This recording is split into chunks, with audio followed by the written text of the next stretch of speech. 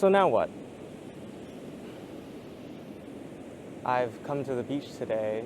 I'll take myself somewhere else and get out of the monotony of it all. It's really nice, actually. Beautiful morning. I woke up really early, like I usually do. But it's been a bit of time now since I did my big move and did like my big life change thing, right? So whenever you reach a goal, there's always this feeling of triumph. I don't know. You feel like you did the thing, and you are really proud of yourself, and you. I have no other term to describe it, but it's like a honeymoon period for the thing that you did, right? And after a while, that wanes, and then you're left with this feeling of, what now? So now what, right? And so for me, like, it's been really nice to have all the rest and everything, but at the same time, I know that there's more that I have to discover and more that I have to do to figure out what I want, right?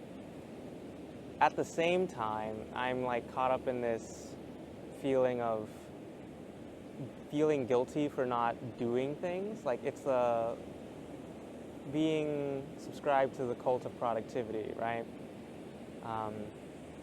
I have been trying to work on feeling or detaching my sense of self-worth and my self-esteem from like what I'm doing, like if I'm producing something or not, if I'm being productive, right? And so it's been a bit difficult for the past like 2-3 weeks because I've gotten to that point where the stillness is uncomfortable. And it's a bit sad, I guess. I don't know. It's not supposed to be sad to like rest. Resting is just part of life, and you have to rest in order to do things. But at the same time, I feel like I should know what I need to do. I do know what I need to do, but there's like this blocker for me to get there. Like I just don't know. To be more clear about what I mean, it's like I know the things that I have to do in order to get to the next step. Like let's say for my career search, I know that I need to network with more people. I know I need to branch out and talk to people who are doing what I'm interested in, right? Knowing is the first part of the solution. The second part is, what do I do with that? And that's just where I get stuck, right? The hardest part is starting. And if we're taking this video as an example of like how starting is the hardest part, I knew for a long time that I wanted to do more YouTube video stuff. And so after I put out my first video, I was like, this is great, I need to do more of this. And then I immediately got hung up on like, okay, so how do I be consistent doing this? How do I like churn out X videos in Y amount of months, right? And so that kind of paralyzed me. It's like, if I'm getting so hung up on the minute details of execution, that's preventing me from like actually executing, right? And so me coming to the beach today was just kind of practice. I had a lot of expectations for myself going into making this specific little vlog, sit-down chat thing, right? I was like, oh, it's gonna be so hard to like talk to the camera, and it's gonna be so hard to like get the shots that I need and blah, blah. And like, I forget that like I'm capable sometimes, which is funny because I also know that I'm pretty capable. So I trusted that I could do it. But at the same time, like, it's just like the friction of starting. I have this problem where like I just can't start a thing. But when I start the thing, I just get really into it. Like right now, I actually feel very comfortable talking to the camera, which is weird. I don't know, it just feels right. I feel like I can see this working. A mentor of mine said to me that play is important. And I think when he said that, I realized that I had forgotten how to play and thereby forgotten how to have fun in the act of creation. And so just starting is how you get to that next point. Like even if you don't know what to do, what you need to do is just start. Little things, it can be little things, you know? I feel stuck, right? I feel stuck now that I've gotten to where I wanted to be, but I didn't have anything planned out after that. Part of that is like, I know I'll figure it out, and there's no onus for me to figure it out right now. The second part of that is that I said something along the lines of, well, I'll have to start walking before I can't see. Like, you can't see where things are going or where life's going to take you if you don't start walking. Like, I have a certain vantage point right now here with the waves and the beach. I can't see what's behind this house thing over here. I can't see what's behind those houses over there, but if I take a walk, then I can go see, right? And that metaphor is very loose in the way that we navigate our lives too. From where you are right now, it's very difficult to see what the path is to where you want to go, or if you're stuck in that situation, how you want to get out of it. People who aren't in your situation can see clearly, which is like why, like, let's say you're in a relationship that isn't super great, and your friends will give you advice like, oh, he's not good for you, she's not good for you, blah, blah, blah, blah, and you can't see it yourself. But once you're removed from that situation, you're like, wow, why couldn't I, right? And that's the point of perspective. Yeah, so like in the making of this video, expectation and like how we get in our own way can be a detriment to our progress and us wanting to like achieve a goal, right? So for me wanting to do this, I have a vision where I'm doing cinematic kind of videos, short little videos that take you along with me in my life. And like the point of these is for me to document what's going on for myself, because some context for the uninitiated, I've been doing photography 6-7 years now, on and off, and I've taken lots and lots of photos, but I'm in like less than 1% of them. I think that I kind of got this sense of, well, it'd be nice if like someone would take pictures of me, but you can't expect anybody to do things for you, right? And so I'm taking it upon myself to like do this. And so this is a bit of a project for me to include myself in my own life. Anyway, I had this vision of wanting to do like cinematic stuff, right? And so you look at other artists for inspiration. That's how art is made. You take in all these other inputs and like you put your own spin on it, and then eventually you create your own style, your own vision, right?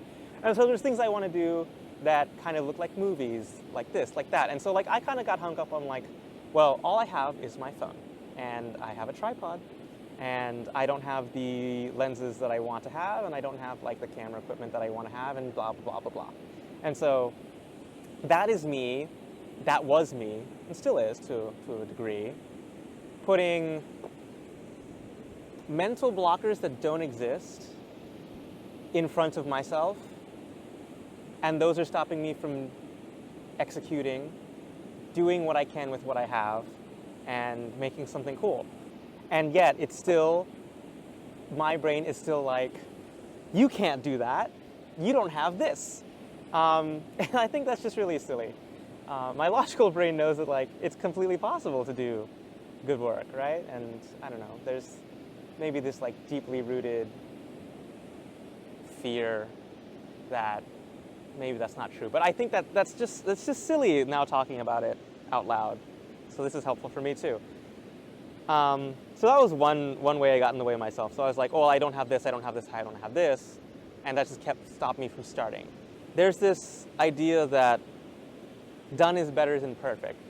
And that was what I was really reminding myself on my last project, the first video, the video essay. It's not perfect, but it's out there. And I'm proud that I was able to create that for myself and to share it with others.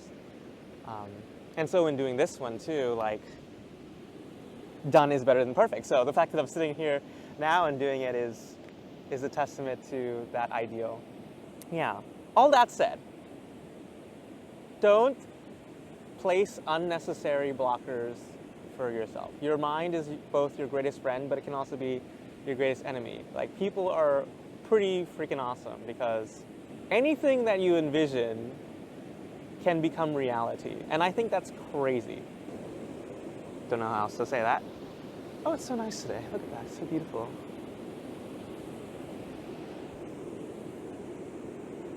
All these people walking their dogs. But yeah, mental blockers don't get in your own way. It's just be your best ally. Don't allow yourself to prevent yourself from doing what you can to get to where you want to go, right? I think that is what I was trying to say this entire time. Just start. just start doing the thing, right? Just start and see where it takes you. Just take the walk and see where it takes you. In thinking and journaling about this topic, in the feeling lost and the feeling stuck, in the answers that I'm looking for my life, whatnot, what have you, I got the idea that it's not actually like answers that you or I are looking for. I think that it's the journey that is the answer. And what do I mean by that? I mean that inherently, like, the purpose that you're looking for doesn't have to be a one-word or two-word or one-sentence answer. Like, I think that at the same time, the answers that you're looking for are actually just the journey itself. Like, everything that you learn along the path to get to where you want to go, even if you don't know where that thing is, those are the answers. The journey itself is the answer. I don't know how else to articulate this. These ants, man. But yeah, it's a beautiful day. Like, it's super windy, but not too windy. I'm glad that I am home. I'm glad that there's a beach pretty close to me. Galveston's not the prettiest beach in the world, but it does exist. And it is what I grew up with. There's seaweed everywhere, lots of critters. Let's fly. But it's a beach and we have it. Actually gorgeous today. It's like supposed to be like mid-90s down here, Fahrenheit. I don't know if I'm going to have any international viewers, but one can dream. But with the sea breeze and everything, it's really beautiful. It's just really beautiful. The weather is nice. I'm thankful for that too. I think it's okay. Let me read a passage. There's an idea that I had here that there's a whole lot of not knowing going on for me. I walk the path of self-discovery, and for every human, it is a trail untrodden.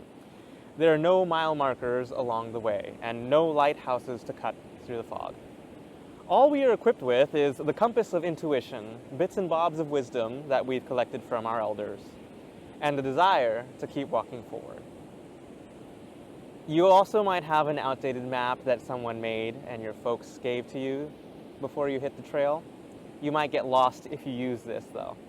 As we blaze our own trail, we are the ones to set our own milestones and lighthouses along the way. The path of self-discovery, like much of lived experience, is walked alone, but it does not have to be lonely. I hope to find the answers to my life's questions on my path. I hope to find the answers to my life's questions on my path, but I have a preponderance of caution, a thought that the answer is the journey. Perhaps I will someday turn around and see all of the illumination behind me and wonder, now why was that so difficult then? I'm excited for where my journey will take me. I always had a feeling that my career, my life, and everything that comes in between those two things would not look traditional. And as a note to myself, I was like, I am an extraordinary person after all. So, it's good to be positive with yourself and just know that it's gonna take some time and you're gonna get there. Just enjoy the journey. Have fun and keep walking. Have fun and keep walking. So what now? Now what? Now what do we do? We just keep going, because that's what we know to do, right?